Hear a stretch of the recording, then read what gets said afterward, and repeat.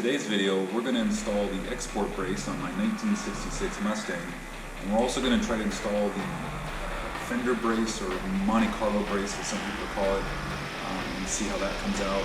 And then in a previous video, I lowered the front of the car with some headlock launch springs. It didn't come out like I expected. In fact, the car was half an inch higher than it was before I started. So we're going to try to cut the springs and see if we can get that car down where I want it, about an inch and a half lower than where it is right now. So let's see how that comes out. If you're watching this video, you're probably familiar with what the export brace is for the classic Mustang.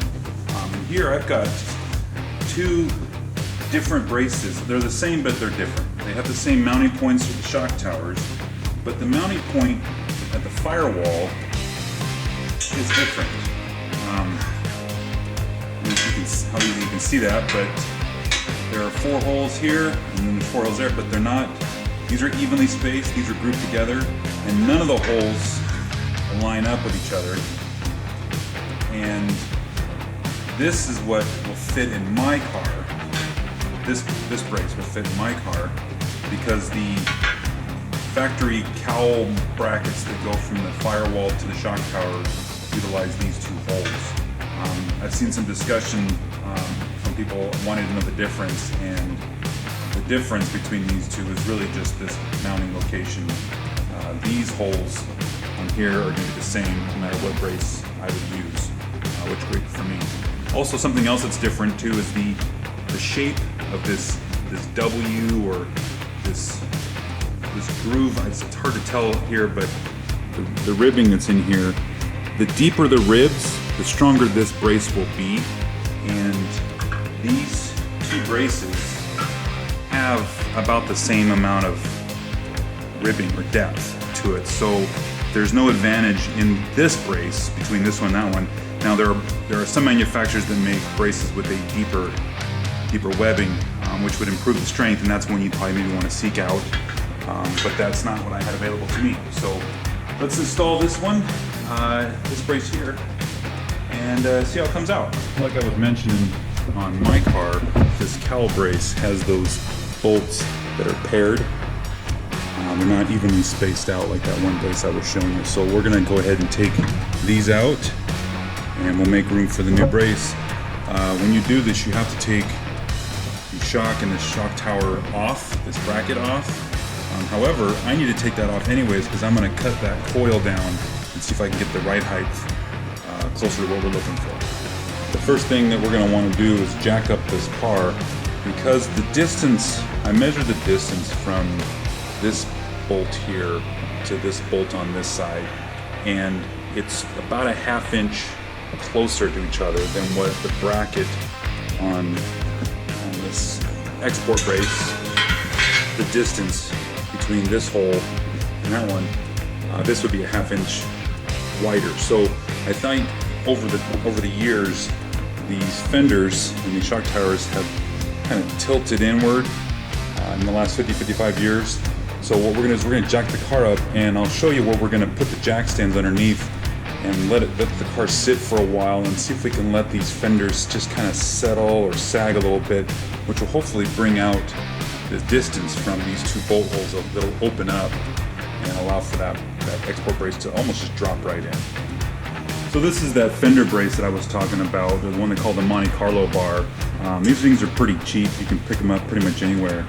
And these mount the inside edge of the fender, and it'll go just in front of the shock tower. And it'll look something like this when it's in the car between the 2 braces. And the reason why this is cut out like this is for access to the distributor, which is mounted going to be right here.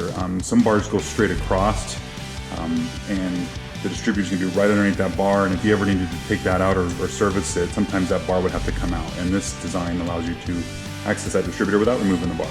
So we're going to put jack stands underneath here, and we're going to put them underneath the engine mount brackets, and we'll put one on this side and one on the other side, and let the car sit for a while, and hopefully that will let the metal just kind of flex and sag a little bit around this position here, and hopefully those towers will spread out just a little bit.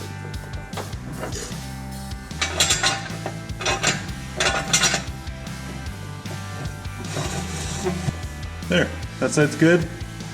Now let's get the other side.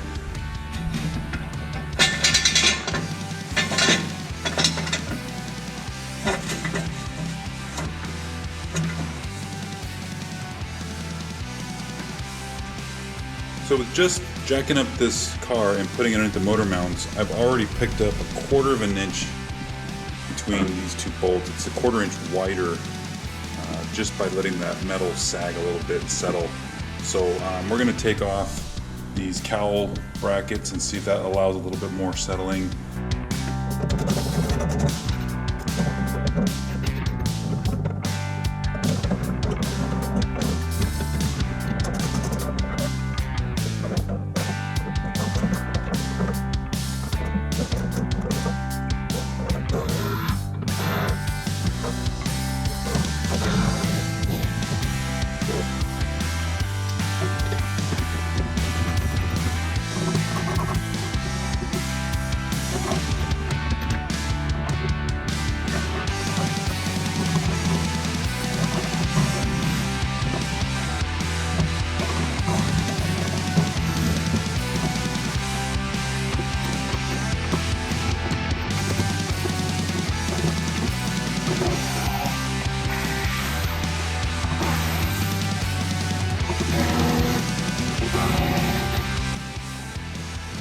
Because these bolts right here are a carriage bolt, they have a side on them that fits in a trough, and when they get a little loose at times you have to kind of push them in place to get them to finish taking off the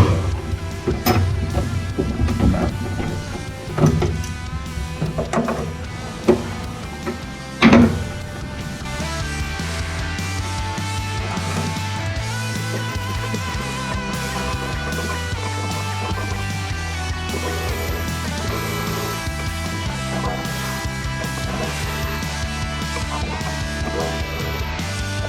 It's recommended that you jack up the lower control arm to take the pressure off this, because this strut, even though or the shock, even though it's unbolted here, it's the whole system is hanging off of these two tabs here. So we're going to jack up the lower control arm, which will take the pressure off of this, and then we can take this cap off for the new brace. Now, because I'm going to be working with my springs, I'm actually going to be taking the strut or the shock out as well for the purpose of cutting the springs. But to just put the export brace in, you don't have to do that. You just need to get this piece off.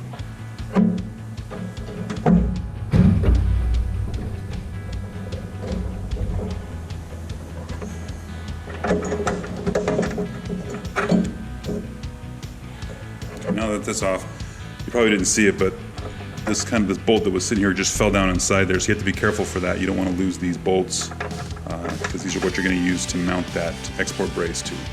And just like the other side, we want to jack this up to take the pressure off this shock so we can get this cap off. And again, cutting those springs, I need to take the shock out anyways.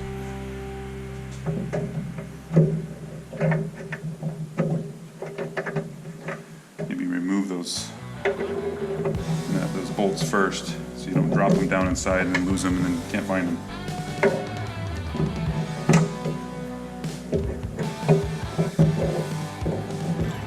Ooh, that's close. Sitting right on the edge.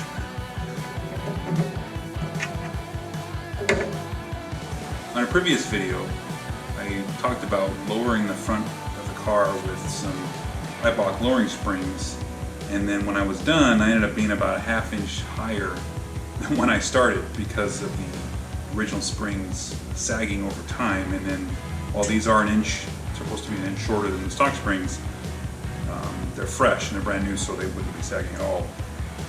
And really the only way to combat that is either by coilovers, which I'm not going to do right now, and or cutting a part of the coil off. And so we're going to sneak up on this thing. We're going to cut off a ½ a coil, which is about a ½ inch from this edge to this edge right here, which should hopefully equal about 1 inch in lowering on the car, give or take. So we're going to see how that comes out, and we're going to do both sides and see how she does.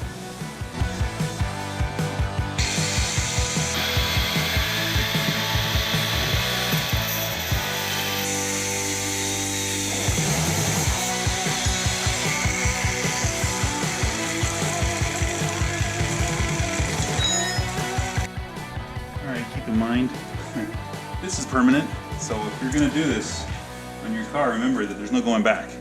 That's why we're only cutting a half a coil off instead of a 3/4 or more, so we're gonna see how we do. I'm also gonna spray a little paint on this edge here just to protect it a little bit from rust, moisture over time.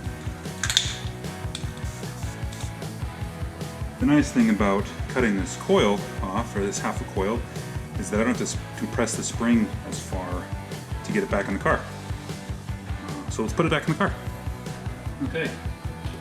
All right, just like the last one, we're gonna cut a half a coil off, like we did here, and put it in the car.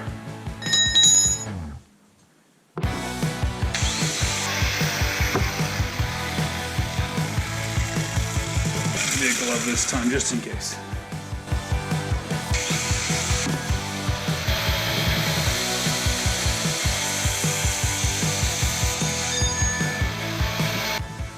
Okay, another one cut. All right, let's put her in the car. So here you can see the 1-inch lowering that we did with the cutting the half coil off the springs, and it is sitting about a 1/2 inch lower than what it was before I started with these eyeball front springs. So I think if we take another 1/2 inch out of this, so a 1/4 of a coil, should probably put this right about where I'm looking for. And then we'll adjust the rears to get it to match. And I want to cut off, instead of a half a coil like I did last time, we're going to cut off just a 1/4 coil. And then that height, about 12 5/8. It's about a 1/4 coil. So we'll do the same thing on this side. I probably should put some gloves on first.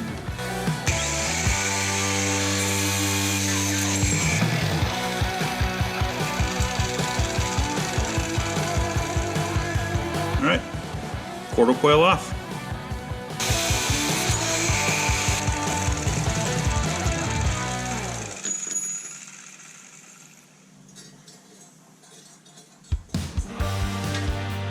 There, same height.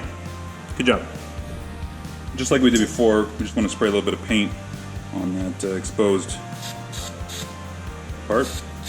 All right, spring compressed number 2. We'll get this one in the car, and hopefully that this is the last time I have to cut the coils. So now comes the part where we want to test fit this brace and see how it lines up with all the mounting locations here in the car. Just eyeballing right now, things look pretty good, but let's go around and look and see. All right, we can kind of see straight down through these holes. They look pretty good. So this one looks like this would be pretty good. That one, we're off just a little bit. I think if I open this up, open that up, that might help a little bit. Let's look at the other side. Okay, see, same thing on this side. These holes look pretty good, except for this back one. If we open that up, I think we can get what we need to do without having to push these towers out, which is fantastic, because now I don't have to rent a porta power.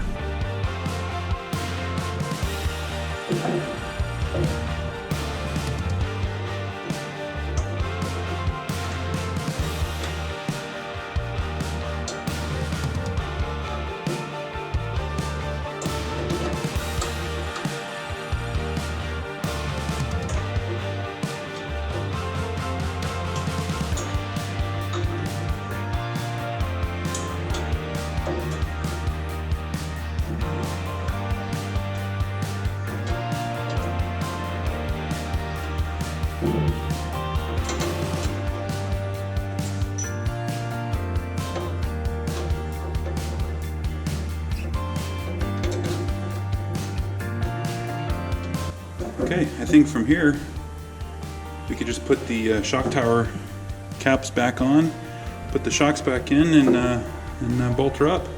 But before we bolt her up, this Monte Carlo brace that we talked about earlier, it still isn't quite fitting right now.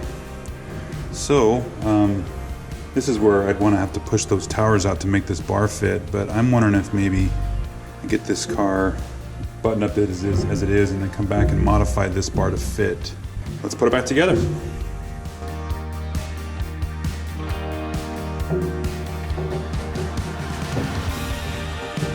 now that I got that shock bolted down below, let's try to get these nuts attached to this cap.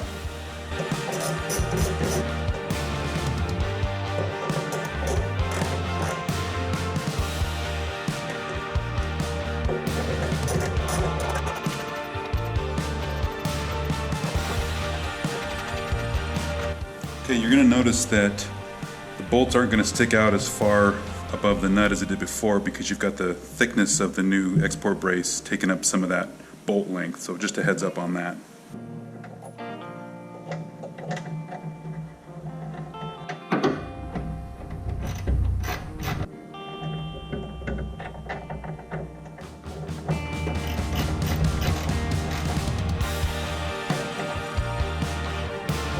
Same as the other side, we're going to put this shock in and this tower and get everything lined up. The other side.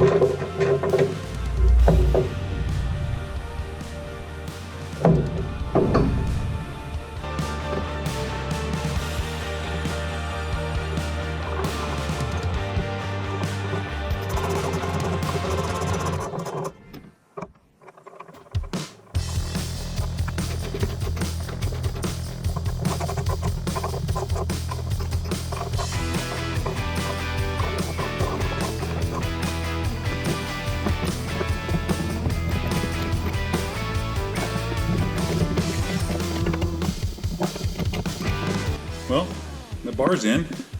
I think it looks pretty dang good.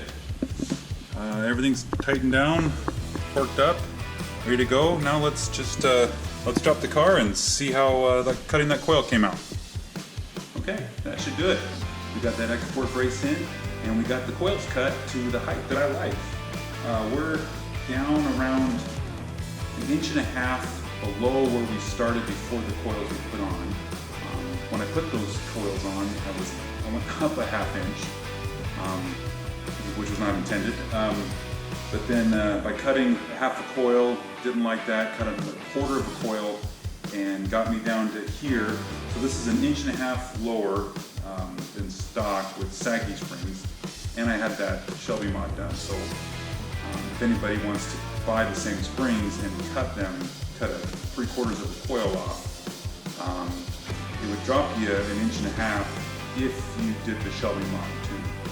Maybe 1.25 inches if you didn't do the Shelby mod. So something to think about there. And then I went ahead and adjusted the back. We got those air shocks I didn't know about. Got this height about where I want it. I may have to roll these fenders, which is okay. We got a fender roller, so I know I can do that if I find that I'm rubbing on that. Other than that, we're in a good spot. Except for that Monte Carlo brace. I was hoping to get that in there, but I'd have to push the fenders out to get that brace to fit, which means that export brace wouldn't fit, and I don't want to do that. You know, so I'm going to figure something else out with that brace. So maybe another day. All right. Thanks for sticking with me. We'll see you in the next one. Why people have to put stickers on here that don't want to come off. Good grief. This is ridiculous.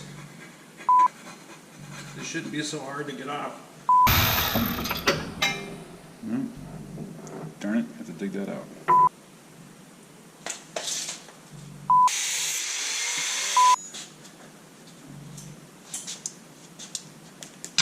Gotta plug it in first. Let's drop the car and see how cutting that coil looked out. Look. Let's cut that lower than that spot.